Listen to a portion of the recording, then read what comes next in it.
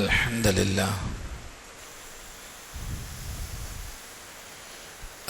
لله نحمده ونستعينه ونستغفره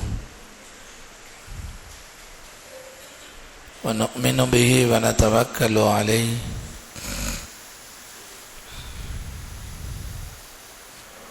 ونعوذ بالله من شرور أنفسنا ومن سيئات أعمالنا من يهده الله فلا مضل له ومن يضلله فلا هادي له ونشهد أن لا إله إلا الله ونشهد أن سيدنا ومولانا محمدا صلى الله عليه وسلم تسليما كثيرا كثيرا أما بعد فأعوذ بالله من الشيطان الرجيم بسم الله الرحمن الرحيم إنا خلقناكم من طين لازب وقال النبي صلى الله عليه وسلم إنما الأعمال بالنيات أو كما قال عليه الصلاة والسلام رب اشرح لي صدري ويسر لي أمري واحلل عقدة من لساني يفقهوا قولي سبحانك لا علم لنا إلا ما علمتنا إنك أنت العليم الحكيم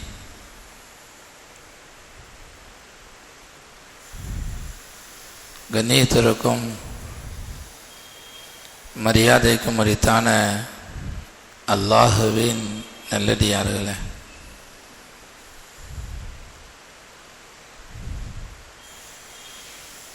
அல்லாஹு ஜல்ல ஷானஹு தஆலா மனித படைப்பை மண்ணினாலும் ஜின்களையும் ஷைத்தானையும் நெருப்பினாலும் மலக்குமார்களை ஒளியினாலும் அல்லாஹ் படைத்திருக்கிறார்.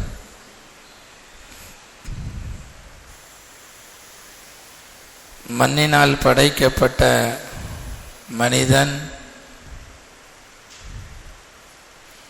அந்த மண்ணுடைய தன்மை அவனிடத்திலே இருக்கும்.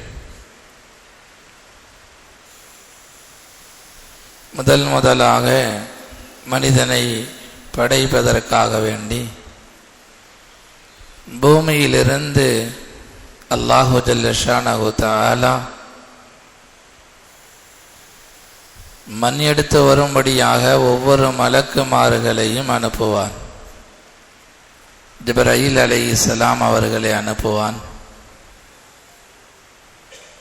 பூமி சத்தியமிட்டு சொல்லும், அல்லாஹ் மீது சத்தியமாக என்னிலிருந்து நீ மண்ணெடுக்காதே.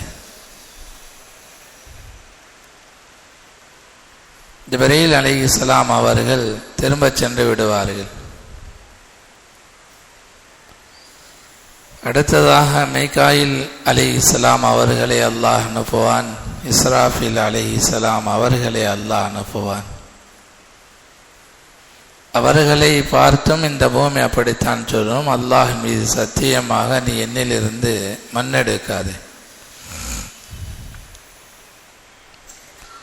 இறுதியாக இஸ்ராயில் அலைஹிஸ்ஸலாம் அவர்களை அல்லாஹ் அனுப்புவான்.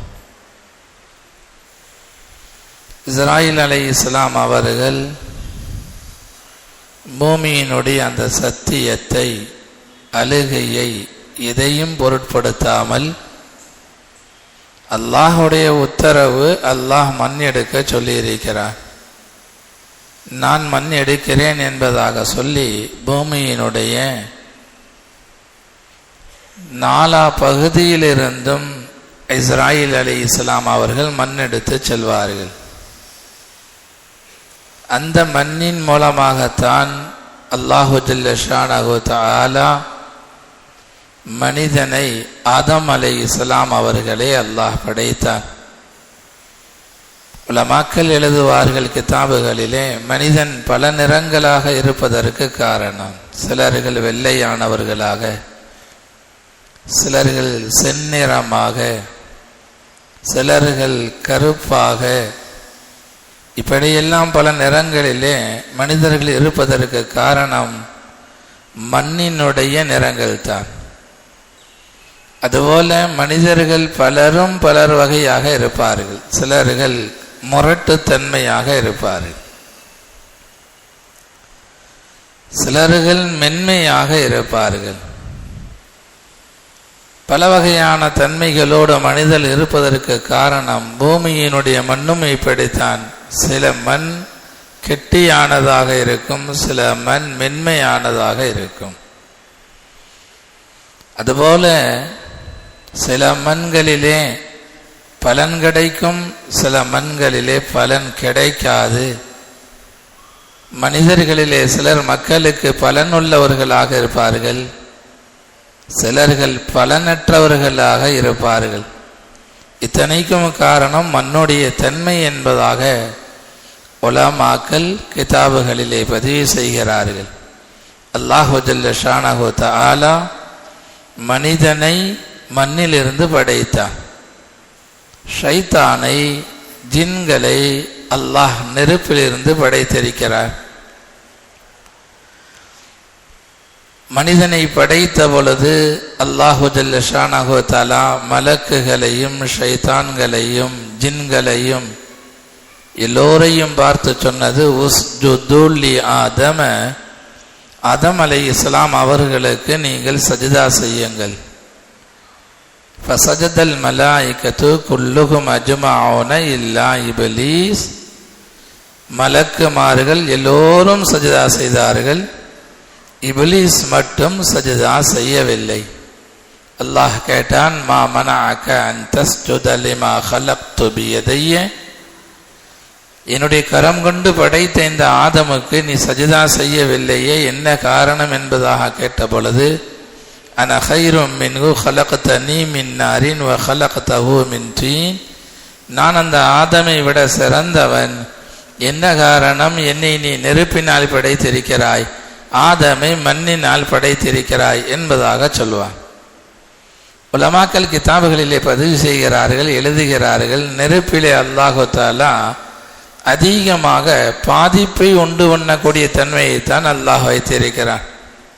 நெருப்பு குறைவாகத்தான் பலன் தரும், அதிகமாக மிகுதியாக மனிதர்களுக்கு இடையூறு தரக்கூடியதாகத்தான் இருக்கும். யாரை எரிக்கிறோம் என்பதாக பார்க்காது. சிறு குழந்தையையும் நெருப்பு எரிக்கும், வயோதிகரிகளையும் எரிக்கும். தனக்கு நல்லது செய்தான் கெட்டது செய்தான் என்பதாக எல்லாம் நெருப்பு பார்க்காது. எல்லோரையும் எரித்துவிடும், எல்லோரையும் கரித்துவிடும். இப்படி ஒரு மோசமான ஆபத்தை தரக்கூடிய ஒரு தன்மை நெருப்பிலே இருப்பதாக உலமா பெருமக்கள் சொல்லி தருவார்கள்.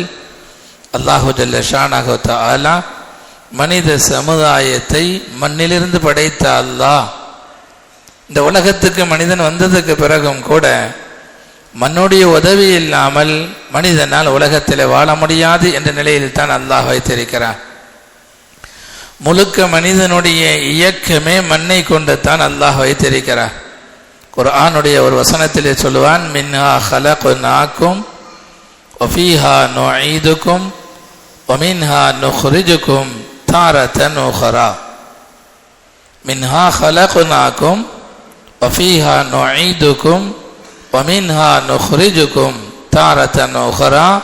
இந்த மண்ணில் இருந்து தான் உங்களை நாம் படைத்தோம், அதே மண்ணுக்கு திரும்ப கொண்டு வருவோம். இஸ்லாம் சொல்லி தருகிறது, இறந்தவர்களை எரிக்காதீர்கள், அடக்கம் செய்யுங்கள். எந்த மண்ணிலிருந்து மனிதன் படைக்கப்பட்டானோ அதே மண்ணில் தான் மனிதன் அடக்கமும் செய்யப்படுவான். திரும்ப உயிர் கொடுத்து எழுப்பப்படுவதும் கூட அதே மண்ணிலிருந்து தான், பூமியிலிருந்து தான். ஒமின்ஹா நுக்ரிஜுக்கும் தாரத்தன் உக்ரா. திரும்ப அல்லாஹு ஜல்ல ஷானஹு தஆலா இந்த மனித சமுதாயத்தை மண்ணிலிருந்து தான் அல்லாஹ் கொண்டு வருவான். உலமாக்கள் கிதாபுகளில் எழுதுகிறார்கள், மண்ணுக்கு என்பதாக சில நல்ல பண்பாடுகள் உண்டு. மண்ணினால் படைக்கப்பட்ட மனிதன் அந்த பண்பாடுகளை தன்னுடைய வாழ்க்கையினுடைய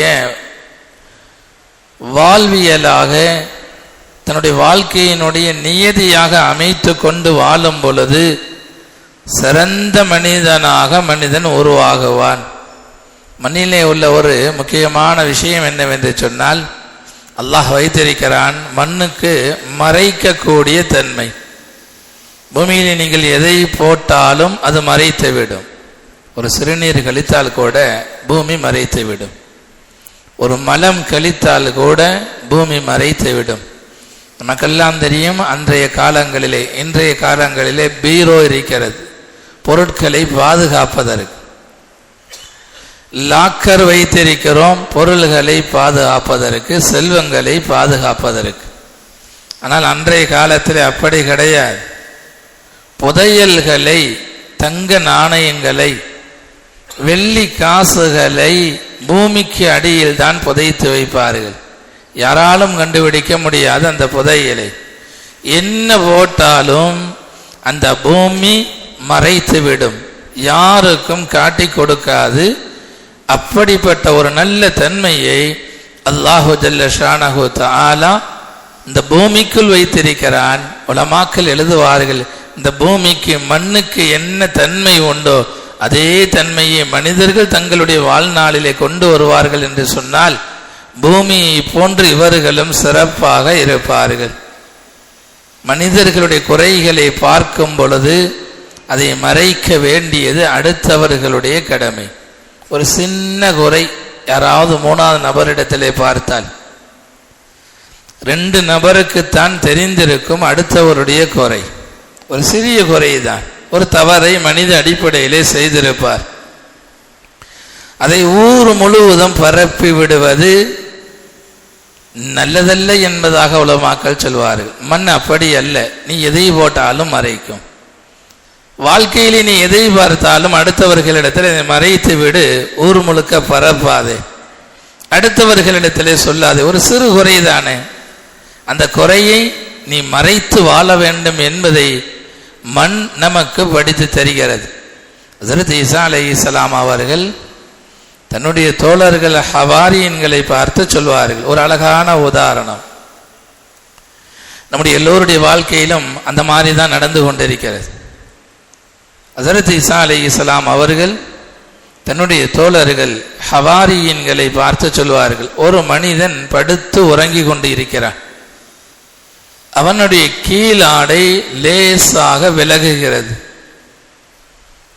ஹஜ்ரத் ஈசா அலைஹிஸ்ஸலாம் அவர்கள் கேட்டார்கள், அந்த நேரத்தில் அவருடைய ஆடையை முழுமையாக விலக்கி விடுவதற்கு, நீக்கி விடுவதற்கு நீங்கள் யாராவது முயற்சிப்பீர்களா?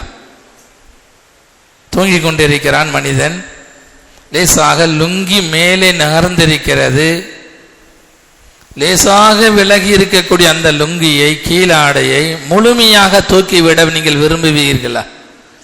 நீக்கி விடுவதற்கு விரும்புவீர்களா? ஹஜ்ரத் ஈசா அலைஹிஸ்ஸலாம் அவர்கள் கேட்ட பொழுது ஹவாரியன்கள் எல்லாம் சொல்வார்கள், தோழர்கள் எல்லோரும் சொல்வார்கள், அப்படி செய்ய நாங்கள் யாருமே விரும்ப மாட்டோம் யா நபி அல்லாஹ். இல்லை, வாழ்க்கை அப்படித்தான் இருந்து கொண்டிருக்கிறது, உங்களுடைய எல்லோருடைய வாழ்க்கையும் அப்படித்தான். கொஞ்சம் ஆடை விலகி இருந்தாலும் கூட அதை முழுமையாக தூக்கிவிட்டு நீங்கள் வேடிக்கை பார்க்க விரும்புகிறீர்கள். ஒரு மனிதனுடைய சிறுகுறை அதை பெரிதுபடுத்தி யாருக்கும் தெரியாமல் ஒரு குறையை மனிதன் செய்திருப்பார். அதை பெருசுபடுத்தி அவருடைய வீட்டுக்கு அருகில் உள்ளவரிடத்திலே சொல்லி, அவர் தெருவுக்காரர்கள் முழுவரிடத்திலும் சொல்லி, ஊர் முழுவதும் ஒரு சிறிய விஷயத்தை பெரிதுபடுத்துவது இருக்கிறது. லேசாக விலகி கிடக்கக்கூடிய ஆடையை முழுமையாக நீக்கி விடுவதற்கு, முழுமையாக உயர்த்தி விடுவதற்கு சமம் என்பதாக ஹஜ்ரத் ஈசா அலைஹிஸ்ஸலாம் அவர்கள் சொல்வார்கள். எதை பார்த்தாலும் கண்டுகொள்ளாமல் போக வேண்டும். அடுத்தவர்களுடைய குறையை பார்க்கும் பொழுது அதை பார்த்தும் பார்க்காதது போல செல்ல வேண்டும். யாருக்கு குறைகளை கண்டுகொள்வதற்கு உரிமை உண்டு என்று சொன்னால், ஒரு தந்தை தன்னுடைய பிள்ளைகளுடைய குறைகளை அலசி ஆராய வேண்டும். ஒரு தந்தை தன்னுடைய பிள்ளைகளுடைய குறைகளை ஆராய்ச்சி பண்ண வேண்டும், பிள்ளைகள் கெட்டுவிடக்கூடாது என்பதற்காக வேண்டி. ஒரு ஆசிரியர் தன்னுடைய மாணவர்களுடைய குறைகளை ஆராய்ந்து பார்க்க வேண்டும், மாணவர்களை சீர்திருத்தம் செய்வதற்காக வேண்டி. ஒரு ஷேக் முரீதுகள் தன்னிடத்தில் சீர்திருத்தத்துக்கு வருவார்கள் என்று சொன்னால் அவர்களுடைய குறையை பார்க்க வேண்டும். தனவி ரஹ்மத்துல்லாஹி அலைஹி அவர்கள் சொல்வார்கள், அஷரஃப் அலி தனவி ரஹ்மத்துல்லாஹி அலைஹி அவர்கள் சொல்வார்கள், என்னிடத்தில் பையத்து செய்யாததுக்கு முன்பது வரை ஒரு மனிதன் என்னிடத்தில் பையத்து ஆகவில்லை, முரீதாக ஆகவில்லை. அதற்கு முன்பு வரை ஒரு மனிதனிடத்தில் 99 குறைகள் இருக்கிறது, ஒரே ஒரு நல்லது தான் இருக்கிறது என்று சொன்னால் பையாத்து செய்வதற்கு முன்பதாக வரை என்னுடைய பார்வைக்கு அந்த ஒரே ஒரு நல்லது மட்டும்தான் தெரியும். ஆனால் பையாத்து செய்து என்னிடத்திலே முரீதாக ஆகிவிடுவார் என்று சொன்னால் 99 நல்ல விஷயம் இருந்தும் ஒரே ஒரு கெட்டது இருக்கும் என்று சொன்னால் அந்த ஒரே ஒரு கெட்டது மட்டும்தான் என்னுடைய பார்வைக்கு தெரியும். யார் சீர்திருத்த பொறுப்பில் இருப்பார்களோ அவர்கள் மட்டும்தான் அடுத்தவர்களுடைய குறையை பார்க்க வேண்டுமே தவிர, பொதுச்சட்டம் இதுதான், அடுத்த நபருடைய குறை தெரிந்தால் அதை மறைக்க வேண்டும். மண்ணினிடத்தில் இருக்கக்கூடிய ஒரு நல்ல அம்சம் இதுதான், அடுத்தவர்களுடைய எந்த குறையாக இருந்தாலும் மறைத்துவிடும். பூமிக்குள் நீங்கள் என்ன போட்டாலும் மறைக்கும், நல்லது போட்டாலும் மறைக்கும், கெட்டது போட்டாலும் மறைக்கும். அப்படி ஒரு மனிதன் இந்த உலகத்திலே மனிதர்களுடைய குறைகளை எல்லாவற்றையும் மறைத்து அவன் உண்டு அவன் வேலை உண்டு என்பதாக வாழும் பொழுது, ஹதீஸிலே வருகிறது, நாளை மஹ்ஷருடைய மைதானத்திலே ஒரு அடியானை அல்லாஹ் தனிமையிலே அழைப்பானா. மக்களுடைய முன்னிலே இருக்கக்கூடிய ஒரு மனிதனை தனியாக அழைத்து அங்கு அல்லாஹ் இருப்பான், அடியான் இருப்பான், மூன்றாவது யாரும் இருக்க மாட்டார்கள். அந்த அடியானை பார்த்து சொல்வான், நாம் அல்லாஹ் நீ இன்ன பாவத்தை செய்தாயான் என்பதாக அல்லாஹ் கேட்பான். யாருமே இல்லை ரூமிலே, ஆனால் இந்த பாவத்தை செய்தாய் அல்லவா, இரவிலே இந்த பாவத்தை செய்தாயா, இன்ன பாவங்களை எல்லாம் செய்தாயா என்பதாக ஒன்று கூட விடாமல் எல்லாவற்றையும் அல்லாஹ் பட்டியலிட்டு அந்த அடியானிடத்திலே சொல்லுவான். 2 பேர் தான் இருப்பார்கள், ஒன்று அல்லாஹ், இன்னொன்று அந்த அடியான். மஹ்ஷரிலே நடக்கக்கூடிய கியாமத்திலே நடக்கக்கூடிய ஒரு விஷயத்தை பெருமானார் ஸல்லல்லாஹு அலைஹி வஸல்லம் அவர்கள் சொல்லி காண்பிப்பார்கள். எல்லாவற்றையும் ஒத்துக்கொள்வான், இந்த பாவத்தை செய்தேன், தனிமையிலே இந்த பாவம் செய்தேன், இரவிலே யாருமே இல்லை ரூமிலே இந்த பாவம் செய்தேன், இந்த விபச்சாரத்தை செய்தேன், இந்த ஹராமை செய்தேன், இதை செய்தேன், அதை செய்தேன், எல்லாவற்றையும் ஒற்றுக்கொள்வான். அந்த அடியானிடத்தில் இருந்த ஒரு நல்ல வழக்கம், உலகத்திலே வாழும் பொழுது யாருடைய குறையையும் அவன் சொல்ல மாட்டான். அல்லாஹ் சொல்லுவான், உலகத்திலே இந்த குறைகள் எல்லாம் நான் மறைத்தேன், இன்றும் உன்னுடைய குறைகளை மறைக்கிறேன், நீ எல்லா குறைகளும் பாவங்களும் மன்னிக்கப்பட்டு விட்டாய், சொர்க்கத்துக்கு போ என்பதாக அல்லாஹ் சொல்லுவான். உலகத்தில் ஒரு அடியானுடைய குறையை மறைத்தால் நாளை மறுமை நாளிலே அல்லாஹ் நம்முடைய குறைகளை மறைப்பான் என்பதாக பெருமானார் ஸல்லல்லாஹு அலைஹி வஸல்லம் அவர்கள் சொல்லி காண்பிப்பார்கள். மண்ணினிடத்தில் உள்ள 2வது தன்மை, அது ஏற்றுக்கொள்ளும், வேண்டாம் என்பதாக எதையும் சொல்லாது. உலமாக்கள் கிதாபுகளிலே பதிவு செய்கிறார்கள், நம்மிடத்திலே நல்லது சொல்கிறார்கள், சில நேரத்திலே புகழ்கிறார்கள், நீங்கள் அப்படிப்பட்டவர்கள் இப்படிப்பட்டவர்கள், அதை சந்தோஷமாக ஏற்றுக்கொள்கிறோம். அதே நேரத்தில் யாராவது என்ன இப்படி நடந்து கொண்டீர்கள் என்பதாக குறை சொன்னால் கடுமையாக கோபப்படுகிறோம். ஹஜ்ரத் அலி ரலியல்லாஹு அன்ஹு அவர்கள் சொல்வார்களாம், என்னிடத்திலே யாராவது என்னுடைய குறையை சொன்னால், ஹஜ்ரத் அவர்களே, அலி அவர்களே, உங்களிடத்திலே இந்த குறை இருக்கிறது என்பதாக யாராவது சொன்னால் அவருக்காக வேண்டி அழுது நான் இஸ்திக்ஃபார் செய்வேன். என்னுடைய வாழ்க்கையிலே ஒரு நல்ல காரியத்தை செய்திருக்கிறாய், என்னிடத்திலே உள்ள இந்த குறை எனக்கே தெரியாமல் இருந்தது, அவர் சொல்லவில்லை என்றால் மௌத்து வரைக்கும் அந்த குறை என்னிடத்தில் இருந்திருக்கும். என்னுடைய குறையை சுட்டி காட்டி எனக்கு உபகாரம் செய்திருக்கிறார், அவருடைய பாவங்கள் மன்னிக்கப்படுவதற்காக வேண்டி அல்லாஹ்விடத்திலே நான் அவருக்காக வேண்டி தனித்த முறையிலே இஸ்திக்ஃபார் செய்வேன் என்பதாக ஹஜ்ரத் அலி ரலியல்லாஹு அன்ஹு அவர்கள் சொல்வார்கள். நம்முடைய குறையை சொல்லி காட்டும் பொழுது அதை சந்தோஷமாக ஏற்றுக்கொள்ள வேண்டும், இதுவும் மண்ணுடைய தன்மை என்பதாக உலமாக்கள் பதிவு செய்கிறார்கள். மூன்றாவது ஒரு விஷயம், நன்கு காது கொடுத்து கேளுங்கள். மண்ணினிடத்தில் உள்ள ஒரு சிறப்பு அம்சம், அது அந்த மண்ணுக்குள் எதை போட்டாலும் வளர்த்து விடும். அது பூமிக்குள் நீங்கள் எதை போட்டாலும் ஒரு வளர்த்து விடக்கூடிய தன்மை அந்த மண்ணினிடத்திலே உண்டு. ஒரு சிறிய விதையை போடுங்க, பெரிய மரமாக வளர்த்து உங்களுடைய கையிலே கொடுக்கும் மண். விதையாக போடுவீர்கள், இவ்வளவு சிறியதாக இருக்கும். மண்ணுக்குள் போடும் பொழுது, பூமிக்குள் போடும் பொழுது ஒரு விதையாக போட்டிருப்பீர்கள், அதை பெரிய மரமாக வளர்த்து கொடுக்கும் மரம். அது மரத்தினுடைய ஒரு சிறப்பு அம்சம். மனிதனும் இப்படித்தான் வாழ வேண்டும். நம்மை அண்டி உள்ளவர்கள் பலகீனமாக இருப்பார்கள் என்று சொன்னால், உறவுக்காரர்கள் பலகீனம் பெருமக்களே, அல்லாஹ் பாதுகாக்க வேண்டும். கண்ணியமாக சாப்பிடுவதற்கு கூட உணவு இல்லை. அண்டை வீட்டுக்காரர்கள், நெருங்கிய உறவுக்காரர்கள் பெருமைக்காக வேண்டி கோடிகளை செலவு செய்து திருமணங்களை நடத்துகிறார்கள். நெருக்கமான சொந்தக்காரர்கள் உண்பதற்கு கூட வழி இல்லாமல் இருக்கிறார்கள். உடுத்துவதற்கு ஒரு நல்ல ஆடைகளை கூட குழந்தைகளுக்கு வாங்கி கொடுக்க முடியவில்லை. நான் பல நேரங்களில் ஆச்சரியமாக பார்ப்பது, பிச்சைக்காரர்களை போன்று திருமணத்துக்கு சொல்கிறார்கள். எப்படி பள்ளி வாசல்களில் நீங்கள் பார்த்திருப்பீர்கள், நவுது பில்லா, பொது இடங்களிலே யாசகர்கள் விரட்டி விரட்டி யாசகம் கேட்பார்கள், இங்குமாக ஓடுவார்கள். அதை போல சிலர்கள் பெருமைக்காக வேண்டி தன்னுடைய குடும்பத்து திருமணத்திலே ஊரே கலந்து கொண்டது என்பதாக நினைக்க வேண்டும் என்பதற்காக வேண்டி விரட்டி விரட்டி திருமண அழைப்பு கொடுக்கிறார்கள். உங்களுக்கு சொல்லி வைத்தேனா, உங்களுக்கு சொல்லி வைத்தேனா?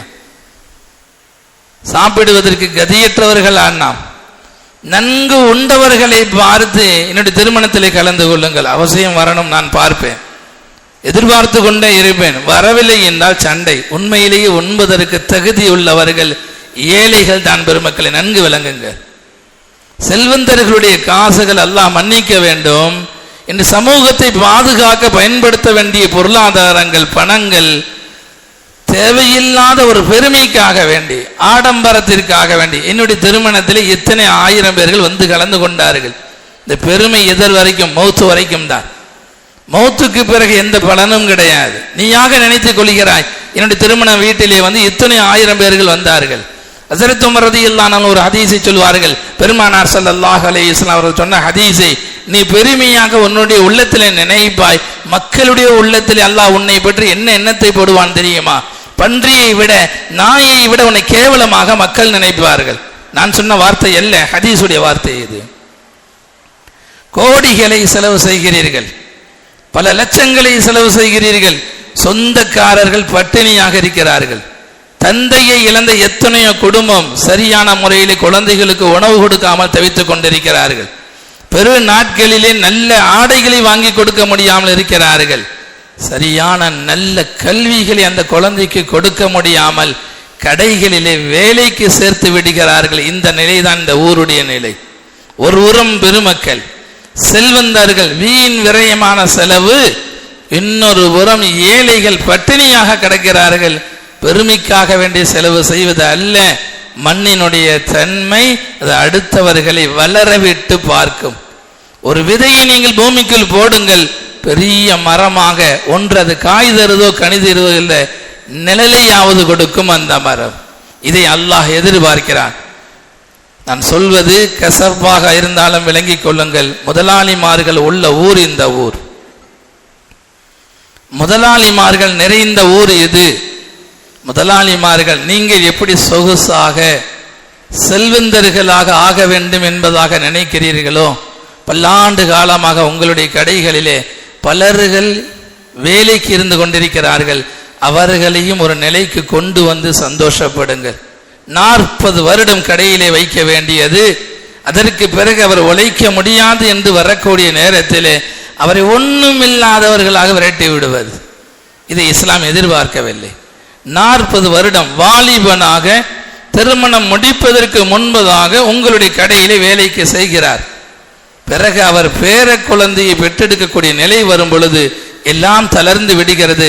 அது வரைக்கும் கொஞ்சம் சம்பளத்திலேயே வைத்துவிட்டு அவர் ஒன்றும் செய்ய முடியாது என்கிற பொழுது அவரை நீங்கள் கடையிலிருந்து நீக்குகிறீர்கள். அநீதம் அல்லவா? உங்களுடைய வளர்ச்சியிலே அந்த தொழிலாளிய உழைப்பு உண்டு என்கிற பொழுது அவரையும் வளர விட்டு பாருங்கள். அவருக்கும் ஏதாவது இருப்பதற்கு வீடு கொடுங்கள். பெருமக்களே, வீடு கட்டுவதற்கான வசதிகளை செய்து கொடுங்கள். உங்களுடைய கடைகளிலே பல்லாண்டு காலம் இருப்பார்கள் என்று சொன்னால் அவர்களை வளர விடுங்கள். இது மண்ணுடைய நல்ல தன்மை. நம்மை சார்ந்து இருப்பார்கள் யாராக இருந்தாலும். நம்மிடத்தில் யார் வந்தாலும் அவர்களை வளர வைத்து பார்ப்பது மண்ணோடு நல்ல தன்மை. மனிதனும் ஒரு முஃமினும் அப்படித்தான் இருக்க வேண்டும். இருக்கும் வரைக்கும் உறிஞ்சி விட்டு வயோதிகம் வரும்பொழுது விரட்டி அடிப்பது நல்ல ஈமான்தாரியுடைய பண்பு கிடையாது என்பதை விளங்க வேண்டும். அல்லாஹு ஜல்ல ஷானஹு தஆலா நம்மை மனிதர்களாக மண்ணில் இருந்து படைத்திருக்கிறான். மண்ணிலே என்னவெல்லாம் நல்ல தன்மைகள் உண்டோ அத்தனை நல்ல தன்மைகளோடு மௌத்து வரைக்கும் வாழ்ந்து ஈமானோடு வாழ்ந்து ஈமானோடு மரணிக்கக்கூடிய பாக்கியத்தை அல்லாஹு ஜல்ல ஷானஹு தஆலா நம் அனைவருக்கும் தந்தல் புரிவானாக. வ ஆகிரு தஅவானா அனில் ஹம்துலில்லாஹி ரப்பில் ஆலமீன். கண்ணியத்திற்குரியவர்களே, பெங்களூர்